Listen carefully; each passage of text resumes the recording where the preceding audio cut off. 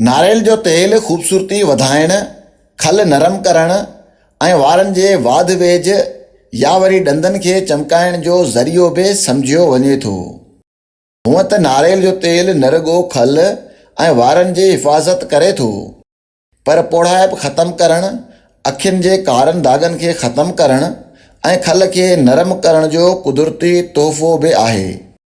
नारेल जो तेल ख़ूबसूरत खल लाइ कंहिं जादुई तेल खां घटि नाहे।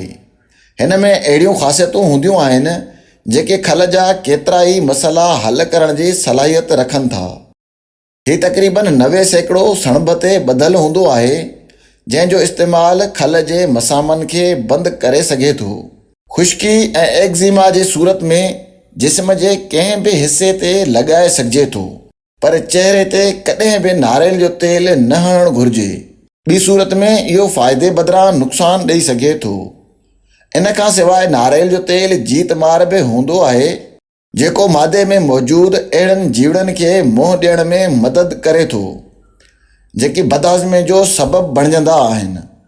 हीउ तेल ग़िज़ाई नालीअ मां सवलाईअ सां जज़ब थी वेंदो आहे ऐं ॿियनि ग़िज़ाई शयुनि खे बि सवलाईअ सां हज़म थियण में मदद करे थो। हिकु चमचो नारेल जो तेल पीअण बि फ़ाइदेमंद आहे। इन खां सवाइ ख़ुश्क नारेल खाइण सां बि पेट जे मर्ज़नि खां बची सघिजे थो। ॾींहं में हिकु भेरो नारेल जो तेल या नारेल जो इस्तेमालु करणु खल खे ख़ूबसूरत बणाए थो।